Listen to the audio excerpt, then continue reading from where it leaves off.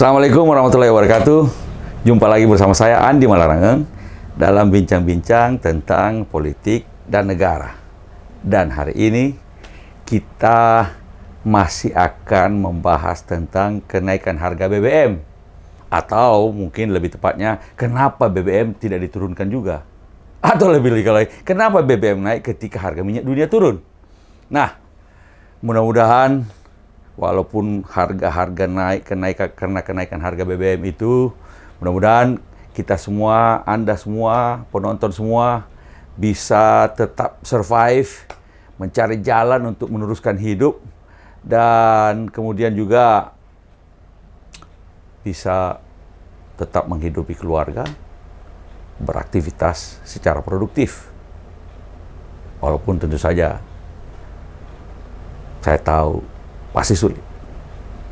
Nah, saudara-saudara, saya ingin memperlihatkan grafik yang Anda juga bisa melihatnya di banyak melalui komputer, di internet, bahkan di handphone Anda juga bisa kita lihat. Tapi ini kebetulan supaya layarnya lebih besar, kita bikin di komputer desktop. Dan ya, ini adalah kamar kerja saya, tapi juga kamar belajar anak saya juga. Jadi kami berdua menggunakannya. Kalau Anda lihat ini dah di makro trend, kalau Anda lihat di makro trend, itu tentang harga minyak dunia 70 tahun ke belakang sampai sekarang. Dan di situ ada grafiknya yang kita bisa melihat misalnya. Dan ini bisa kita lihat 5 tahun ke belakang, 10 tahun, 20 tahun, 30 tahun, dan sebagainya. Dan bahkan misalnya kita ambil 20 tahun ke belakang, kita bisa lihat misalnya, kita bisa lihat harga bulan Oktober 2004.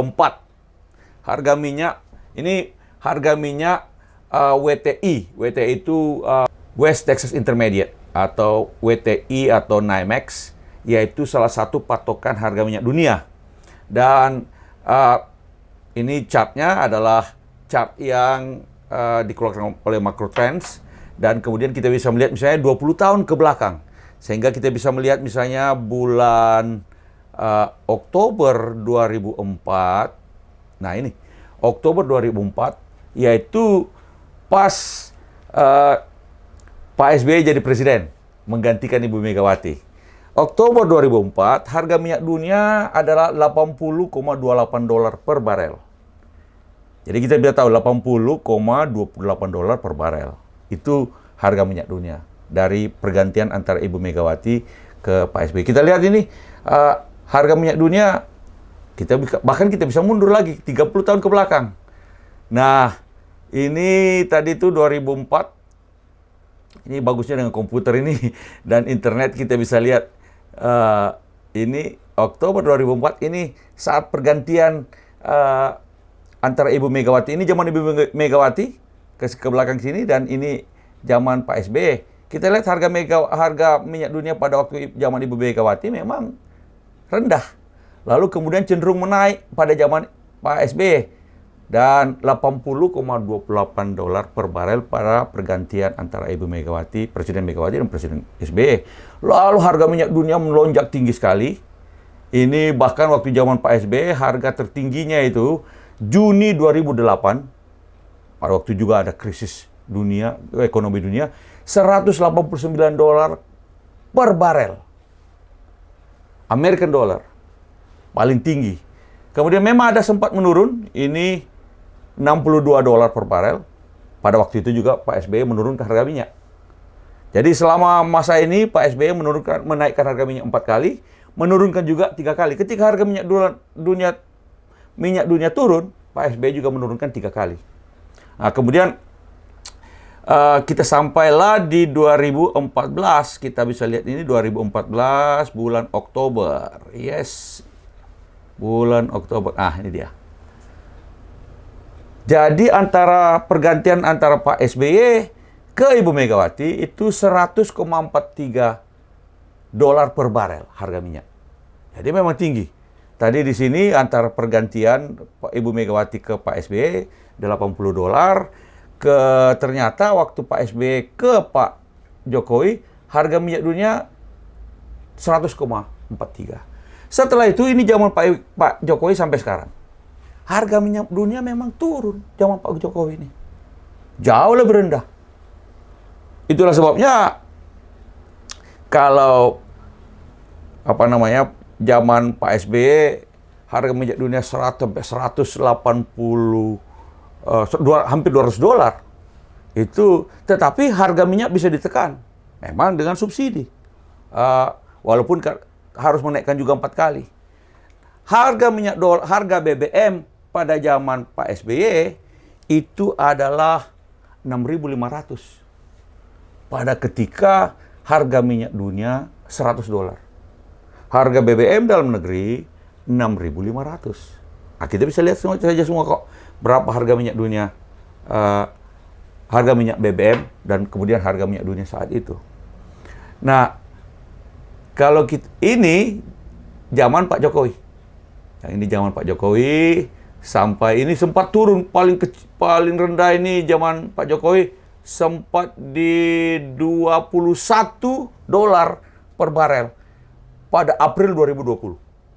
Jadi April 2020 harga minyak dunia cuma $21. Bahkan dengan begitu Pak Jokowi memang tidak perlu harus kasih subsidi. Harga minyak dunia memang sangat rendah. Kita ini adalah net importer, negara yang menjadi importir minyak secara neto. Jadi produksi kita lebih kecil daripada konsumsi kita, maka kita net importer. Nah, mari kita bikin yang lebih 10 tahun terakhir. Sekali lagi tadi ini Oktober 2014 harga $100 per barel. Pergantian antara Presiden SBY kepada Presiden Jokowi. Sekarang harga minyak dunia itu September ini sekarang sudah $78. Hanya $78 per barel. Inilah sebabnya jadi harga minyak dunia sekarang ini lebih rendah daripada harga minyak dunia 2 Oktober 2014. Nih, 2014 harga minyak dunia, mari kita lihat tuh Oktober 2014. Nah, ini dia. Poin saat ini yang ada di sini itu sudah lebih rendah daripada harga minyak dunia ketika pergantian antara Presiden SBY ke Presiden Jokowi. Harga BBM dalam negeri pada saat itu 6.500. Sekarang harga minyak dunia cuma $78, tapi harga BBM 10.000 Pertalite. Yang lebih payah lagi adalah kita lihat ini. Sebenarnya pada waktu BBM dinaikkan pada tanggal 3 September kita naik harga BBM yang lalu, itu harga minyak dunia lagi turun. Jadi peak atau puncak harga minyak dunia zaman Pak Jokowi cuma $116 per barel, yaitu pada bulan Mei 2022. Jadi bulan Mei 2022 itulah puncak harga minyak dunia di zaman Pak Jokowi. Jadi ketika tanggal 3 September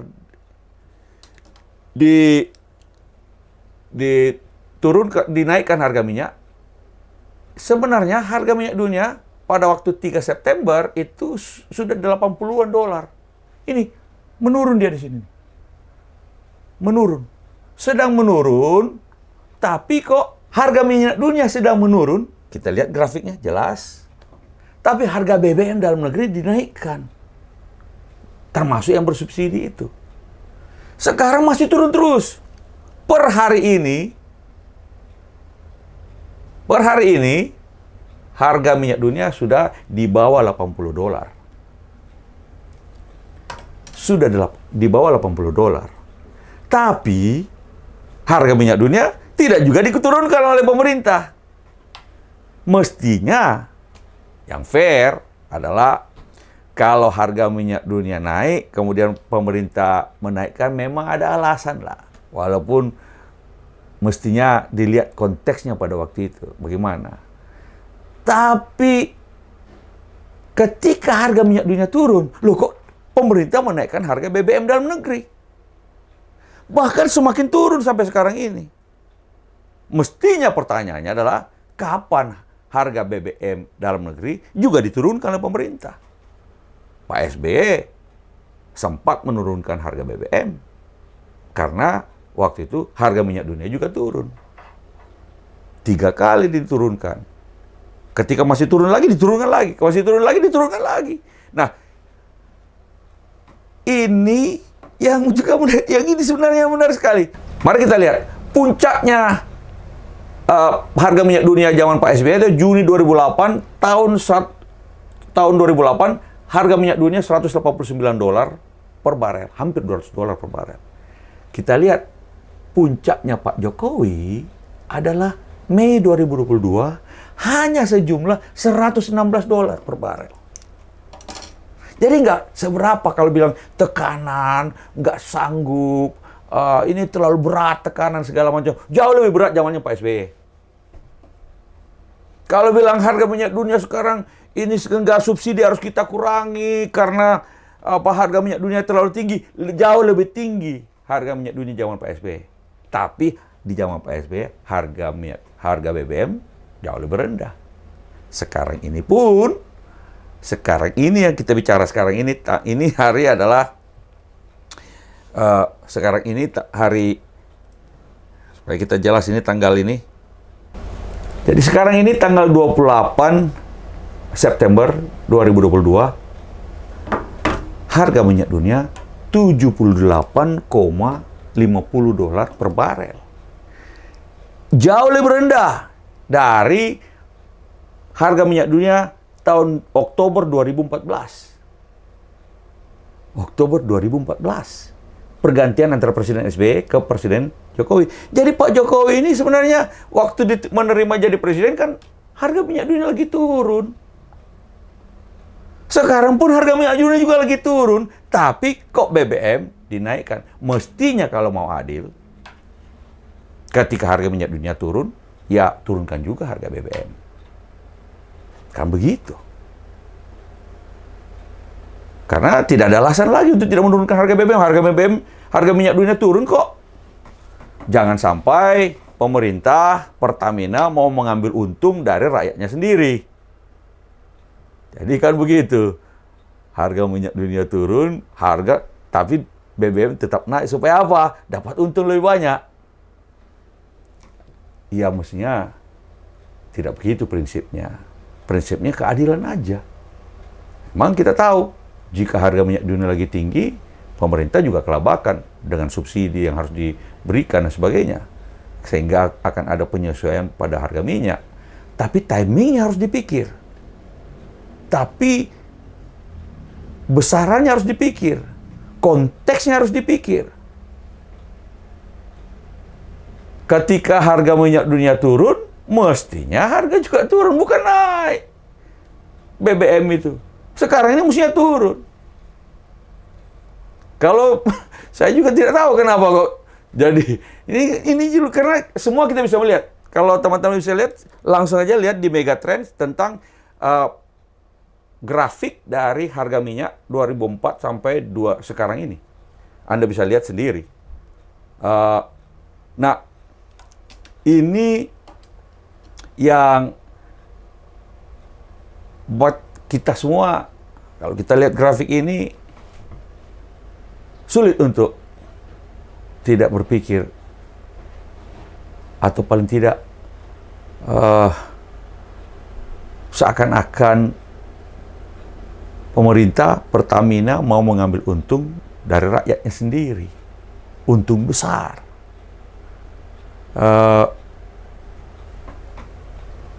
Ini dia.